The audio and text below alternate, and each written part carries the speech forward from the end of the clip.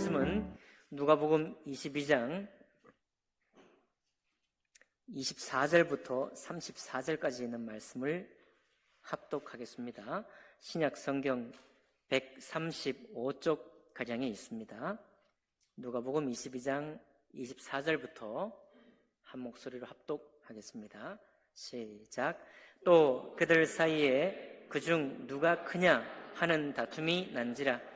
예수께서 이르시되 이방인의 임금들은 그들을 주관하며 그 집권자들은 은인이라 칭함을 받으나 너희는 그렇지 않을지니 너희 중에 큰 자는 젊은 자와 같고 다스리는 자는 섬기는 자와 같을지니라.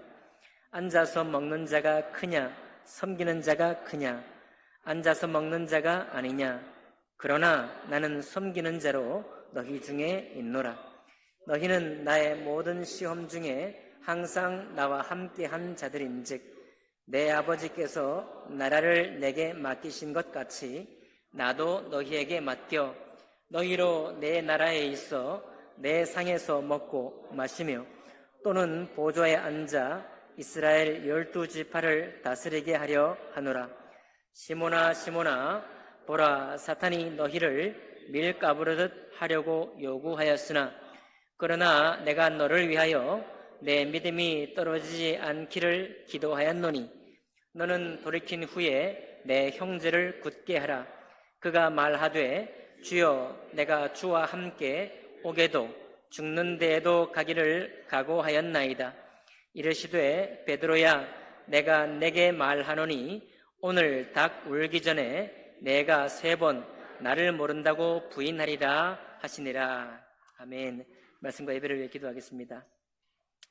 오늘도 살아계신 하나님 아버지, 저희들의 또 생각과 마음과 또 모든 행실을 주님 말씀에 비추어 보며 거울을 보는 것 같이 저의 삶을 돌아보게 하신 것 감사드립니다.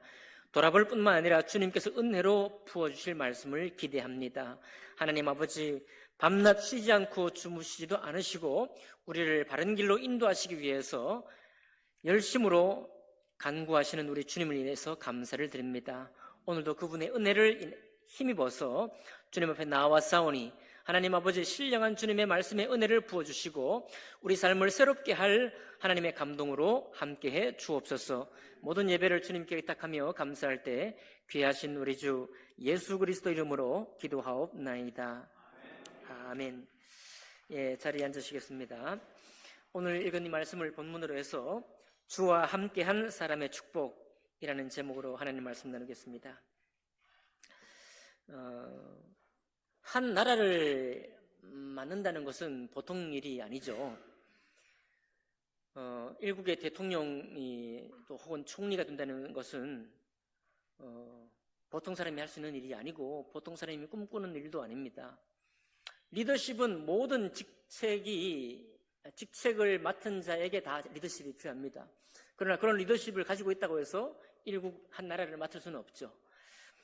또 정치의 많은 세월들을 통해서 정치력을 얻고 또 사람들을 마음을 얻고 하는 그런 숱한 시간, 세월들이 필요하기도 합니다.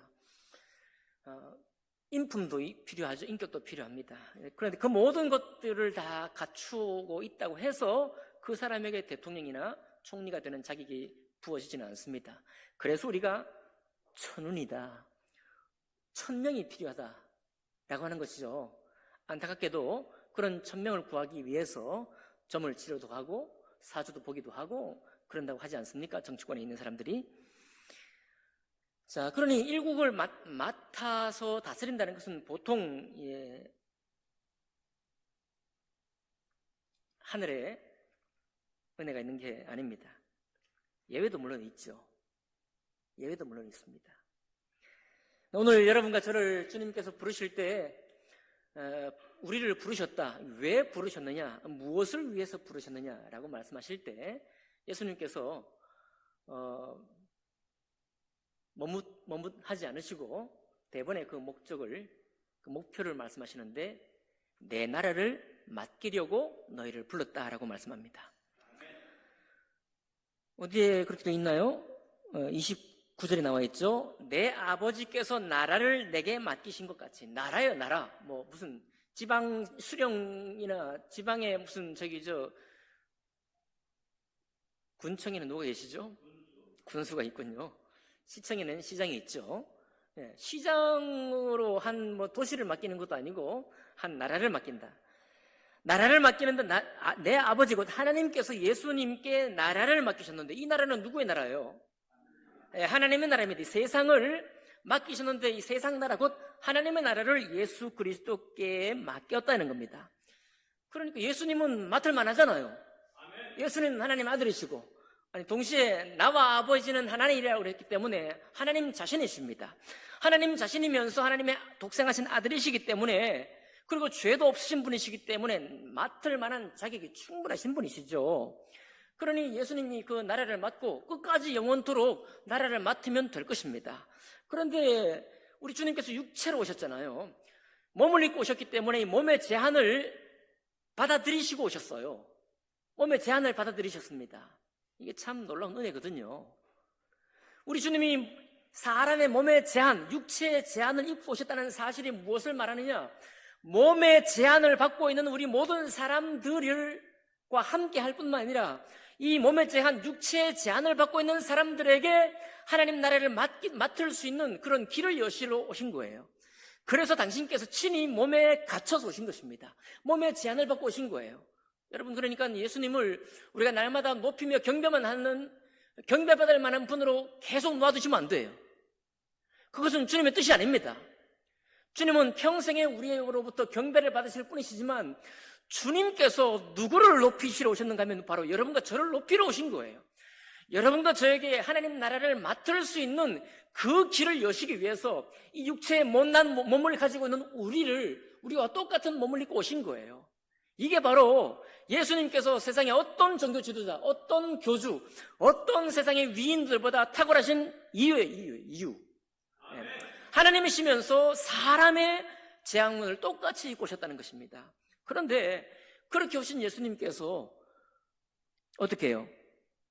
하나님 아버지께서 예수님께 하나님 나라를 맡기셨는데 그렇게 맡기신 것 같이 나도 너희에게 맡겨 너희로 내 나라에 있어 12지파를 다스리게 하겠다. 여러분과 저를 부르신 건 불러서 교회 예배하게 하시려고. 우리가 지금 예배드리고 신앙생활을 하면서요 시험에 드는 경우 많죠. 그것은 눈에 보이는 교회, 우리가 이제 성도들, 우리의 연약한 많은 모습들을 보면서 점점 시험을 들 수도 있습니다. 그러나 주님께서 여러분과 저를 부르셨을 때, 이 부르실 때 맡기신 것은 하나님의 나라입니다. 그 하나님의 나라를 맡겼기 때문에 내가 예배하는 것이 우리 눈에 보이는 사람들에게 절 보이거나 좋게 하기 위해서, 이 사람들에게 인정받기 위해서라는 것보다 하나님의 나라를 맡은 사람으로서 맡은 사람의 직분을 감당하기 위해서 예배하는 겁니다. 맡은 사람의 직분을 감당하기 위해서 우리가 하나님 말씀을 보는 거예요. 맡은 사람의 이 나라를 맡은 이 직분을 감당하기 위해서 하나님 말씀을 듣고 그 말씀을 우리 삶에 적용해서 살아가려고 하는 겁니다. 그러니까 이런 것을 잊어버리면, 나라를 맡겼다는 이 사실을 잃어버리면 우리의 신앙생활이 어디로 가는지 몰라요. 나중에 이제 50대고 이제 가을도 타고 말이죠. 저처럼 이제 바람에 흔들리는 갈대만 봐도 마음이 그냥 설레는 이런 약한 우리잖아요. 그런 연약한 회상이나 감상에 젖어들면서 여타의 인생이나 신앙생활하는 인생이나 똑같게 생각하는 거예요. 그러면 부르심의 소망이 없어집니다. 부르심의 소망이 뭔지 몰라요. 내가 하나님 나라를 맡았구나 하는 이 맡은 자의 책무, 그것을 아주 하찮게 여깁니다. 내려놓은 거 쉽게 내려놓아요. 아무것도 아닌 것처럼 생각하는 것입니다. 근데 그렇지 않습니다. 빌리 그램이라는 아주 위대한 하나님의 사람이 있었죠. 지도 한번 볼까요? 빌리 그램은 여기 우리 집사님들 1973년에 여의도 집회할 때 가신 분도 계시죠. 김장한 목사님 통역하시고. 빌리 그램. 이분의 아들이 프랭크 그레햄인데 올해 여름에 올림픽 공원이었던가요? 상암이었던가요? 큰 집회를 한번 했습니다. 아버지의 대를 이어가지고 한국에 온 그 전도 집회를 본따서 집회를 했는데, 요즘 우리 한국 사람의 신앙이 1973년 빌리 그레임이 왔을 때 신앙과는 다르죠. 그렇게 모이지도 않고, 그래서 큰 교회 몇 교회들이 모여가지고 집회를 그냥 해내는 그런 정도가 되었습니다만은, 빌리 그레임이 저 지도 뭐냐고 했더니 빌리 그레임의 전 세계를 다니면서 복음 전파한 나라들이에요. 우리 이제 여러분과 제가 한 50대 되고 60대 되면은 요즘 워낙 여행을 잘 다니기 때문에, 야, 내가 지금까지 살면서 전 세계 몇 개국을 여행했냐, 이런 걸로 막 자랑하려고 그래요. 우리 목사님들 중에도 이제 그런 분이 계십니다. 자랑스러워요. 막, 야, 내가 지금까지 50몇 개국 다녔다. 자랑스럽잖아요. 그렇죠? 아무나 다닙니까? 그 정도 삶의 여유도 있어야 되고 복도 있어야 되는데. 근데 빌리 그레임이 저 다닌 거는 여행 다닌 게 아니에요. 물론 복음 전하면서 여행도 다녔겠죠. 하지만은 저 많은 나라를 복음 전도 집회를 400회 하면서, 물론 전도 집회 250만 명, 전도 집회를 통해서 250만 명 이상의 예수 믿는 사람이 나타났을 뿐만 아니라 방송을 통해서 추산하기로 22억 명의 전 세계 사람들이 빌리 그레임의 이 복음 설교를 들었다, 이런 얘기를 합니다. 요즘은 이런 집회는 좀 어렵습니다. 누구라도 어려워요. 1970년대부터 80년대 사이에 저렇게 복음이 전 세계를 열풍을 불 때 저렇게 유명했고, 뿐만 아니라 우리 한국 사람은 북한에 못 들어가잖아요. 그런데 빌리 그레임은 2번 들어갔습니다. 2번. 왜요? 빌리 그레임은 미국 시민권자니까. 미국 시민권자니까 들어가서 복음을 전해도 뭐 붙잡아가지고 막 패거나 그러지 않습니다. 미국 시민권에, 미국의 보호를 받고 있기 때문에. 어쨌든 복음에 김일성의 초청을 받아가고 간 거예요. 김일성의 초청을 받아가고. 1997년도에는 빌리 그레임은 못 가고 빌리 그레임의 아내와 그의 자녀들이 역시 평양에 초청을 받아가고 북한에 들어갔어요. 그래가지고 뭐 어떻게 된 일이 되었느냐 알지 못하지만, 그러나 중요한 것은 복음을 위해서 북한에서 불렀고, 여러분 물론 거기에 외교 관계도 있겠죠. 정치니까.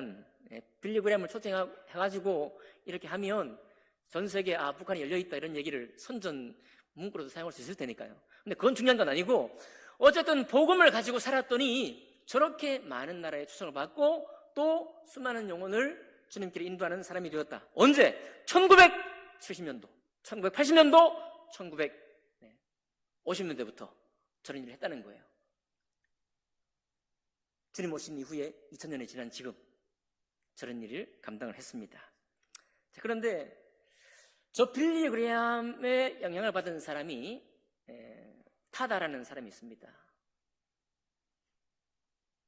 이 사람은 14살 때 교통사고를 당해서 전신마비를 당한 사람이에요. 14살 때. 그러니까 정상적인 삶을 살 수가 없죠. 빌리 그레임 메시지를 계속 듣습니다. 계속 듣고, 빌리 그레임 메시지지만 빌리 그레임 메시지라기보다는 하나님 말씀이죠. 하나님의 생명의 말씀, 복음의 말씀을 계속 들어요. 자기 몸으로 할 수 있는 일이 전혀 없는데도 불구하고 그 메시지를 계속 듣습니다. 그래서 결국 어떻게 됐느냐, 이 타다라는 이 여인이 장애우 전도협회를 통해서 자기 평생을 주님을 위해 헌신하는 사역자가 됐습니다. 전신불구인, 교통사고로 마비가 된 환자인 그대로 그 몸을 가지고 하나님의 나라를 위해서, 뭘 위해서요? 하나님의 나라를 위해서, 예수 그리스도 복음을 위해서 한 사람이 천하보다 귀한데, 천하보다 귀한 그 영혼이 그 삶이 이전 삶과는 완전히 다른, 하나님을 모르고 살던 세상에서 하나님을 알고 주님과 교제하는 삶으로 바뀌는 것, 이것이 너무 놀랍기 때문에 자기의 이 몸의 모든 제한에도 불구하고 하나님을 위해서 살게 되었습니다. 이게 바로 그리스도를 따르고 하나님 말씀을 듣고 배우는 사람의 변화거든요. 여러분, 이게 예배를 드리지만 여러분의 삶 속에도 여러분과 제 삶 속에 이와 같은 변화가 있기를 원합니다. 여러분, 그러니까 우리가 변하지 않잖아요. 하나님 말씀을 듣고 내가 삶에 결단이 없고 변화가 없지 않습니까? 그러면 말씀이 소용이 없어요. 예. 말씀이 아무런 일을 하지 않고 있는 것입니다. 어떻게 보면 말씀이 내 삶 속에 일을 하는 것을 내가 거절하는 거예요. 하나님의 말씀은 능력이 있습니다. 그런데 하나님은 인격적인 분이시기 때문에 강제로 여러분과 저를 변화시키려고 하지 않습니다. 강제로. 내가 이 좋은 말씀이 있는데 왜 안 변해? 막 때리고 이렇게 막 회초리를 대고 그렇지 않아요. 모든 주권을 여러분과 저에게 맡겨놓습니다. 여러분이 거절하면 거절되는 거예요. 그러니까 여러분도 힘이 센 거예요. 왜 그러느냐? 하나님이 인격적이시기 때문에 그래요. 그러나 여러분과 제 삶 속에 이 하나님 말씀이 정말 삶 속에 일하고 역사해서 그저 내가 태어난 대로 사는 것이 아니요, 내가 그냥 살고자 하는 대로 사는 것이 아니라 정말 이 땅 가운데 영혼의 소망이 없고 생명의 누림이 없고 많이 살다 보면은 이 땅에 사는 삶이 무엇이 그렇게 유익하겠습니까? 무슨 소망을 갖고 살겠어요? 예. 얻는 것은 늙음이고 아픔이고 괴로움이고 인간관계의 배신이고 그런 모든 것을 경험할 텐데 이 땅에 살아가면서 무슨 소망을 갖고 살겠습니까? 여러분, 그러니까 예수 그리스도와 함께 살아가면서 이 말씀과 더불어 교제하면서 우리 삶이 변화할 수 있기를 바랍니다. 주와 함께 한 사람의 축복이 뭔가요? 주와 함께 한 사람의 축복이 하나님의 나라를 맡기는 축복이 있다는 겁니다. 근데 아까 대통령도 그냥 될 수 없다고 그랬죠? 여러분과 저도 이 예배를 드리고 있지만 그냥 맡기는 게 아닙니다. 그냥 맡기진 않아요. 세 가지 잠깐 살펴볼까요? 오늘 이 말씀을 딱 들어가 보니까 첫 번째 구절부터 제자들이 아주 못난 모습 보입니다. 또 그들 사이에 그중 누가 크냐 하는 다툼이 난지라. 누가 대빵이냐, 누가 믿음이 첫째냐 하는 일로 서로 다투었습니다. 주님 볼 때, 아니 제가 볼 때 이런 사람한테 무슨 나라를 맡기겠어요? 지방도 하나 못 맡기겠다. 예? 학교 한 반도 못 맡기겠어요. 예, 주님 뜻과는 전혀 딴 데로 가니까. 그런데 주님께서 말합니다. 야, 너희 중에 잔치 자리에서 앉아서 먹는 사람이 크냐? 뭐라고 그러죠? 섬기는 사람이 크냐? 섬기는 사람이라는 얘기는 앉아서 누군가 먹고 있을 때 서빙하는 사람 말이죠. 음식 갖다 날라주고. 그 누가 큰 사람이에요? 앉아서 먹는 사람이. 예. 그렇죠. 이 일반적인 얘기를 한 거예요. 어떤 잔치 자리를 가든지 앉아서 먹는 사람이 대접받는 사람이고 섬기는 사람은 종이죠. 서빙하는 사람, 초대하는 사람이니까. 그러니까 앉아서 먹는 사람이 큽니다. 이게 우리 세상 사는 곳 어디나 적용되는 원리예요. 근데 주님께서 그렇게 말하고, 그렇지, 앉아서 먹는 사람이 섬기는 자고, 아니, 앉아서 먹는 사람이 큰 사람이야. 그러나 27절에 그러나 나는 섬기는 자로 너희 중에 있노라. 이거 어떻게 이해되지? 예수님은 하나님의 나라를 맡으신 분이신데, 그분은 전능하신 분이신데, 그분이 지금 누구를 섬기는 거예요? 우리를 섬기는 거예요. 우리를. 그러니까 예수님이 섬기는 종입니다. 근데 주님 나라의 법은 섬기는 자가 크다. 섬기는 자가 크다. 그러니까 제자들이 이것을 듣고 있는 거거든요. 제자들이 뭘 배웠어요? 내가 이 세상에 살 때는 섬김 받는 게 큰 사람이야. 어디 가든지 대우받아야지. 어디 좀 옷도 좀 허름하게 안 입고 괜찮게 입고 어디 가야 대접받지 않습니까? 대접받기 위한 삶에 우리가 모든 초점이 맞춰져 있는 거예요. 우리 육체의 삶은. 그렇죠? 잘못된 거 아니에요. 기왕에 한 번 사는데 좀 대접받고 살아야죠. 그죠? 열심히 하십시오. 그러니까 대접받기 위해서 열심히 사시라 이 말입니다. 그러나 거기에서 동시에 하나님 나라의 법칙을 배우는 거예요. 야, 하나님 나라의 법은 섬기는 자가 큰 사람이다. 자, 지금 이거 생각이 없는 거예요. 제자들은 전혀 안중이 없습니다. 그렇기 때문에 누가 크냐, 누가 대접받을 사람이냐라고 논쟁을 한 거예요. 아무 생각 없는 거예요. 그런데 예수님께서 야, 내가 너희를 섬기러 왔고 하나님 나라의 법은 섬기는 사람이 큰 사람이야 라고 깨우쳐주는 거예요. 그러니까 누가 하나님 나라를 맡을 수 있느냐 하면 예수님께서 깨우치는 예수님의 가르침을 받는 사람이 하나님 나라를 맡는 축복을 받는 거예요. 여러분 배우시기 바랍니다. 세상 어디에 가도 인정받고 유명한 사람, 지위 있는 사람, 실력 있는 사람, 능력 있는 사람만 대우받는 것이 사실입니다. 그건 합리적이고 당연한 거예요. 이렇게 이해하면 딱 쉽습니다. 여러분의 자녀들이 어디 가서 대접도 못 받고 인정도 못 받으면 좋겠어요? 좋냐고요? 아니요. 싫잖아요? 아주 싫지 않습니까? 네. 그러니까 열심히 싸워야 돼. 열심히 빡 터지게 노력을 해야 됩니다. 그러나 그거랑 별개예요. 그거하고 별개입니다. 하나님 나라는 별개예요. 하나님의 말씀, 하나님의 섬김, 그 사랑으로 섬기는 사람이야말로 하나님 나라의 큰 자다. 그러니까 여러분 이 시간에 배워야 합니다. 세상 나라에서 내가 남들에게 인정받기 위해서 박터지게 싸우되 하나님 나라에서 주님의 성품을 배우기 위해서 섬기는 종의 자세를 내가 배워야 되구나. 이건 누가 자꾸 충돌시키지 말고 똑같이 이거를 배워야 가는 겁니다. 배워가는 거예요. 그래야 누군가 교회로 왔는데 목이 빳빳해. 막 성도라고 하는데 목이 빳빳해. 그러면 교회 왔다 가는 거예요. 그런 교회 왜 다니겠어요? 그죠?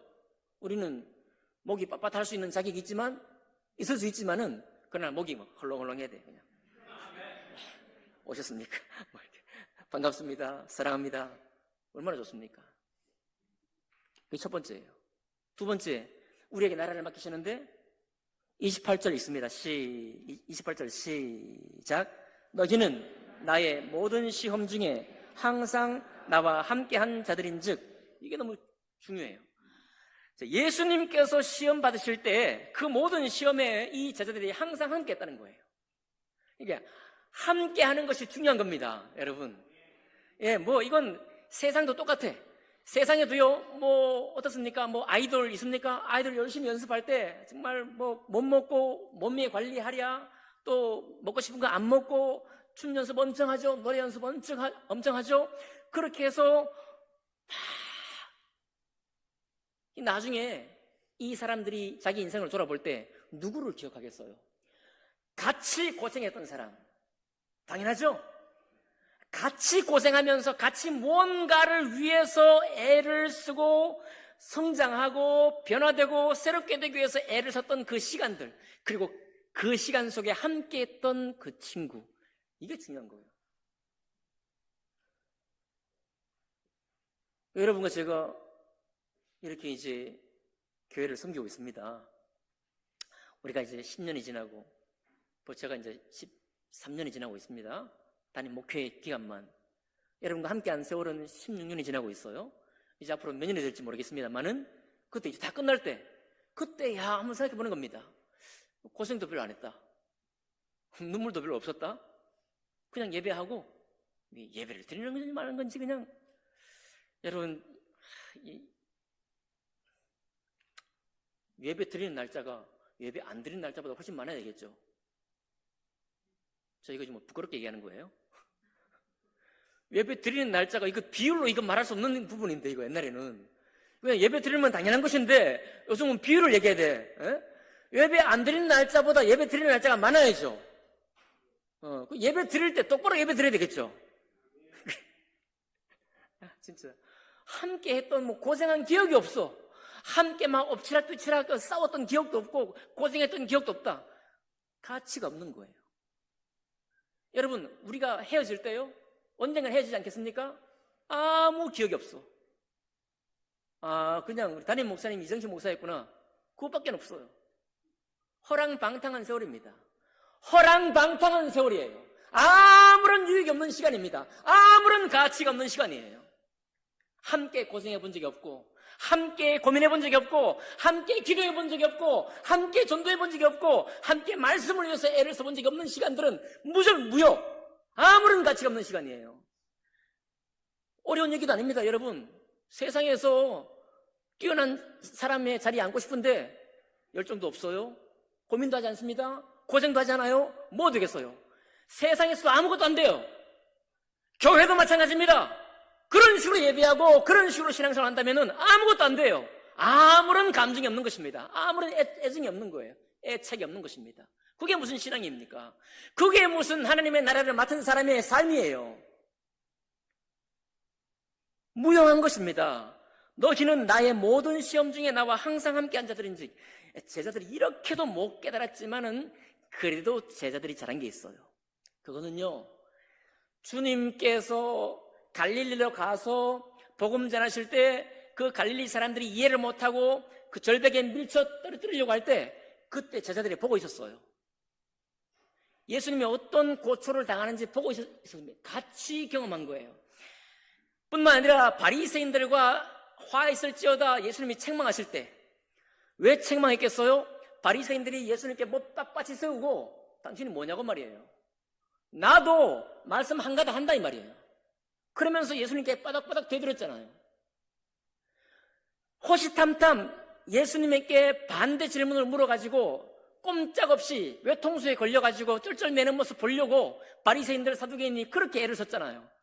그런 시험들 뿐만 아니라 마귀가 광야에서 시험했던 것, 그 예수님이 광야의 시험을 통과했지만은 예수님의 시험은 계속되는 겁니다. 왜냐하면 이 모든 우주에 천지 창조된 이 우주 가운데 예수님 혼자만 계셨어요. 아무도 예수님 뜻을 이해 못하셨거든요. 아무도 예수님 뜻을 이해 못하시는 가운데에서 주님이 사역하셔야 했기 때문에 수많은 숱한 오해를 안고 말씀을 전해했습니다. 그뿐인가요? 그렇게 예수님 주님 따랐던 가룟 유다의 철저한 배신을 그분은 당하셨습니다. 수제자라고 했던 베드로가 예수님을 자기 바로 그 앞에서 3번이나 저주하며 부인하는 그런 뼈아픈 고통을 당하셨어요. 그런데 이 예수님이 당하는 시험, 그 위험, 바로 거기에 제자들이 함께 했다는 사실이 중요한 거예요. 여러분, 우리는 뭐 함께 한다 그러면 놀랍고 뭐 멋있는 거, 빌리 그램처럼 전 세계를 다니면서 복음 전했다, 저런 유명하고 영광스러운 것만 경험한 거라고 생각하지만 절대 그렇지 않습니다. 주님이 겪었던 어려움은 너무 심해요. 하나님의 아들이 오셔가지고 인정도 못 받아요. 갈릴리에서 무슨 선한 것이 나겠느냐? 죄송해요. 갈릴리가 아니죠. 나사렛에서 무슨 선한 것이 나겠느냐? 거기서 무슨 하나님의 대단한 사람이 나오겠냐 이 말이에요. 얼마나 업신여김을 당했습니까? 여러분과 제가 복음 들고 코로나 때 우리가 못했지만은 전도하러 나가면 업신여김을 당하거든요. 나의 전력이 뭔가에 상관없습니다. 내가 이 세상에 살면서 얼마나 성실하고 충성되게 살았는가도 상관없어요.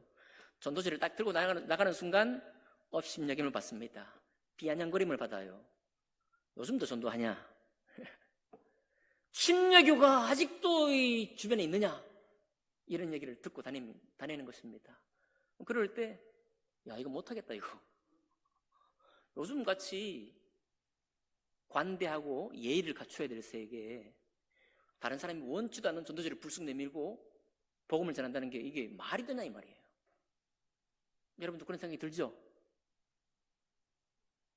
말이 안 될 것 같지 않습니까? 근데 그 말이 안 되는 길을 주님이 걸어가셨잖아요. 말이 안 되는 길을. 그럴 때 여러분이 내 삶을 위로하는 사람이 누구냐? 위로하는 사람이 막 내가 세상에서 내려라 할 사람이 될 때는 나를 위로하는 사람이 따로 있어요. 그런데 하나님의 일을 하면서 딱 나갈 때 누가 나를 위로하느냐? 누가 내 처지를 알아주느냐 이 말이에요. 그럴 때 그렇게도 무용해 보이고 나와 아무 상관이 없어 보이던 그 예수님이 조금씩 생각이 나는 거예요. 야, 이 길이 예수님이 걸었던 길이구나. 예수님을 십자가에 못 박기까지 유대인이 그렇게 주님을 싫어했다고 하면 지금 오늘날 어떤 시대가 되어도 그와 똑같은 마음으로 복음을 사람들이 싫어하겠구나. 뭔가 구워 삶아서 복음이 전해지는 게 아니구나. 네? 뭔가 우리가 삶을 잘 살아가지고 엄청나게 좋은 간증을 가지고 이렇게 좋으니까 예수 믿으세요 하면 믿을 것 같지만 안 믿는구나. 이미 성경이 증명한 바예요. 여러분, 성경이 증명한 바를 좀 받으시기 바랍니다. 성경이 이미 증명한 바예요. 아무도 복음을 그렇게 자연스럽게 받지 않습니다. 여기 계신 여러분 모두가 복음을 대적해요. 저도 복음을 대적했습니다. 여러분 마음속에도 복음을 대적하는 마음이 있는 거예요. 항상 있습니다. 항상. 그런데 그 주님의 받은 모든 시험 중에서 항상 나와 함께한 자들이었기 때문에 하나님 나라를 맡을 자격이 있는 거예요. 얼마나 좋습니까? 그럼 여러분, 바리새인을 교훈하고 제자들을 교훈할 때도 야, 돌짝밭에 떨어지면 씨가 열매를 못 맺어. 길가밭에 떨어도 열매를 못 맺어.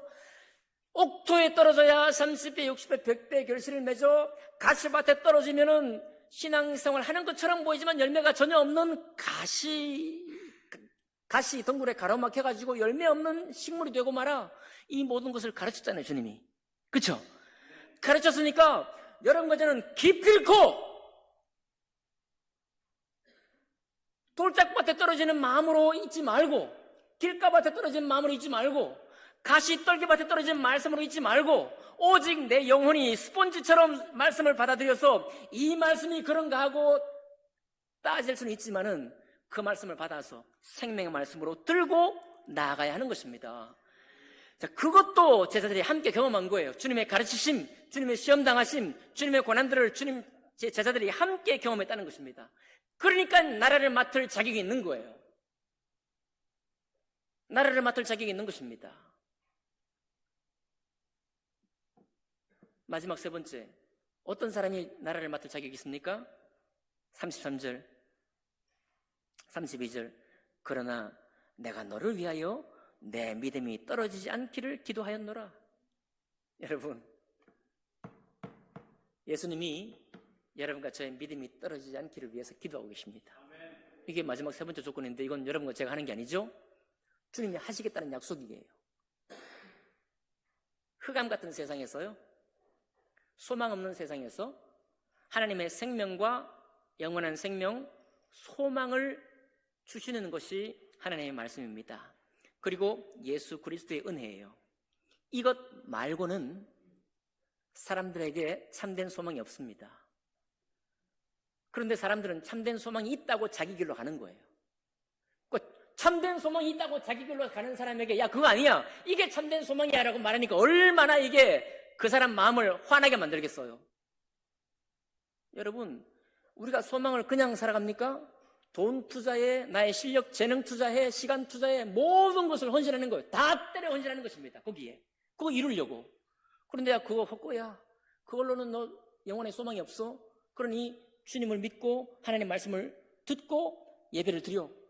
이게 얼마나 서로가 서로를 찢겠어요. 네? 그런 사이에서 여러분과 제가 신앙생활을 하는 겁니다. 그러니까 우리가 일반으로 예수 믿고 신앙생활을 하면서도 우리 속에 갈등이 있겠어요, 없겠어요? 우리 속에 갈등이 있겠습니까, 없겠습니까? 여러분, 사단이 밀가부르듯 31절에 시몬아 보라, 사탄이 너희를 밀가부르듯 하려고 요구하였다. 계속해서 사단이 너희를 고소하고 있다. 그게 뭐냐, 이게? 그게 뭐냐? 그게 무슨 가치가 있냐 이 말이에요. 하면서 우리를 계속 시험에 들게 합니다. 그런데 그 시험을 주님과 함께 경험했기 때문에, 해봤기 때문에, 그리고 주님이 지금도 여러분과 저를 믿음이 떨어지지 않기를 위해 간구하고 계시기 때문에, 그리고 세상이 무엇을 원하는지 주님이 잘 아시면서 하나님 나라의 법을 선포하셨기 때문에 우리는 그 싸움을 계속 싸울 수가 있는 거예요. 그러니까 신앙은 그래서 싸움입니다, 여러분. 신앙은 그래서 전투예요. 그래서 에베소서에 보면은 전신갑주를 입으라고 나오잖아요. 예. 물렁물렁 해가지고 그냥 뭐 물렁물렁. 그러면 나라를 못 만든 거예요. 나라를 못 만든 것입니다. 주님이 우리를 부르신 그 뜻을 잃어버리는 거예요. 여러분, 주와 함께한 사람의 축복, 그러니까 막 너무 축복스러운 것처럼 보이죠. 제가 말씀의 제목을 너무 예쁘게 정했어요. 그런데 이 주와 함께한 사람이 뭐냐 대체? 여러분, 힘들 때 주님께 기도하면 주님과 함께한 사람입니까? 네, 그것도 맞아요. 여러분, 막 이 세상 어렵고 힘들 때 잘 헤쳐나가게 해달라고 기도하고 주님께 은혜 받고 인도받는 것, 그것이 주님과 함께 하는 사람입니까? 네, 그것도 맞죠. 그러나 주님이 원하시는 건 뭐냐면 나의 모든 시험 중에 항상 함께한 사람, 그 사람이 주님과 함께한 사람입니다. 그래야 그 사람에게 하나님 나라를 맡기는 거예요. 여러분에게 빌리그램처럼 전 세계를 다니면서 복음 전하는 말은 아닙니다. 그의 메시지를 듣고 호랑방탕하게 듣지 아니하고 전신마비를 입은 14살 되어서 전신마비를 입은 사람이 어떻게 할까? 내가 이 세상에 태어나서 무슨 일을 할 수 있을까? 주님을 위해서 어떻게 살 수 있을까? 하고 고민하고 갈등하고 또 갈등하고, 그리고 말씀을 계속 듣다 보니까 자기의 몸의 제한을 통해서 나에게 이 장애를 주신 이 장애인 몸 그대로를 가지고 할 수 있는 일 찾게 된 겁니다. 하나님의 인도를 받은 거예요. 세상에 나가면 죄송해요. 저 불구가 뭘 하려고?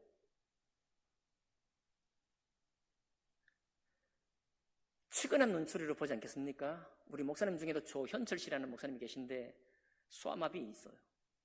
입이 이렇게 돌아가 말씀을 전해요. 보면은 안 됐다 그런 생각이 들지 않겠습니까? 그러나요, 그의 부르심은 최소한 그와 같은 몸을 입은 사람들에게 축복입니다. 그가 받은 장애가 하나님의 저주입니까? 아닙니다. 그가 평생에 장애운들에게 자기 몸에 대해서 왜 하나님 나의 몸을 이렇게 만들어 주셨습니까? 라고 괴로워하는 사람들에게 그가 희망의 등불이 되는 거예요. 그러니까 여러분과 저의 몸이, 여러분과 저의 삶의 이력이, 내가 지금 이 처지에 있다고 하는 이 사실이 하나님 나라를 못 맡을 아무런 이유가 되지 않습니다. 우리 주님은 나를 넘어서서 내가 알지 못하는 인생을 살라고 말씀하지 않아요.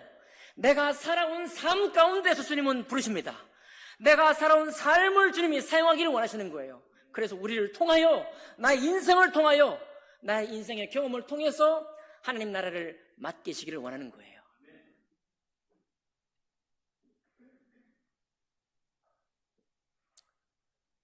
베드로는 얼마나 웃깁니까? 이렇게 주님께서 엄청난 말씀을 전하시는데도 내가 주님과 함께 오게도 죽는데도 가기를 각오했습니다. 각오를 막 다졌는데 34절 주님이 말씀하시잖아요. 베드로야, 내가 내게 말하노니 오늘 닭 울기 전에 내가 3번 모른다고 나를 부인하리라. 그러니까 베드로는 뭐 나라를 맡고 갈 자식이 없어. 우리 인생의 눈으로 볼 때는 나라를 맡길 자격도 없고 맡아 살 수 있는 일이 없어요. 예, 이렇게 엄청난 말을 하고 이렇게 주님의 시험 가운데 함께하는 사람인데도 불구하고 주님을 3번 부인했잖아요. 뭘 맡기겠습니까? 예? 뭘 맡기겠어요? 그런데 주님은 전혀 요동함이 없어요. 우리에게 맡기는데 아무런 후회가 없습니다. 주님은 확신하는 거예요. 네가 나와 함께한 시간들, 내가 너를 위해 기도하는 이 영원한 기도, 그리고 내가 너에게 가르친 이 말씀이 있는 한 너는 하나님 나라를 맡을 자격이 있다. 오늘 우리가 초청의 마지막 모임을 갖습니다. 그거 보통 일 아닙니다. 여러분, 여성교회 2부 여러분 초청했죠? 다 온다고 그랬나요? 예. 안 온다고 그러죠? 예. 오늘 오전에 못 가겠다 이런 얘기 하잖아요. 잘 모르겠지만 여러분은 좋은 기회를 가진 겁니다. 이거 내가 그냥 왔다 갔다 신앙생활 할 수 있지만은 주님의 일이라는 분명한 목표와 명분을 제기하고 그 일을 위해 살 때 주님의 겪었던 시험을 내가 함께 참여하고 있다고 하는 이 놀라운 경험을 우리가 지금 하고 있는 거예요.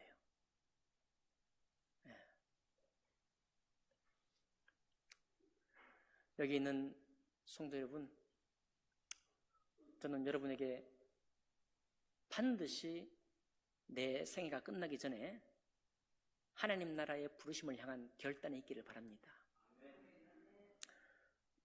다 목사가 되지 않아도요, 여러분이 가진 직업, 직장생활 열심히 하면서도 주님 나라의 부름에 응답하는 삶을 충분히 살 수 있습니다. 그렇게 하시면서 때로 돌아가 눈물 흘릴 때 주님의 눈물을 생각할 수 있는 성도라고 하면 여러분 우리 자신을 이렇게 격려하면서 말하십시오. 야, 주님, 내가 주님의 아픔에 함께하는 사람이 되었습니다. 내가 주님의 삶과 함께 걸어가는 주님의 사람이 되었습니다. 참 감사합니다. 그렇게 스스로 격려하시는 여러분과 제가 되시기를 주님의 이름으로 축복합니다. 기도하겠습니다.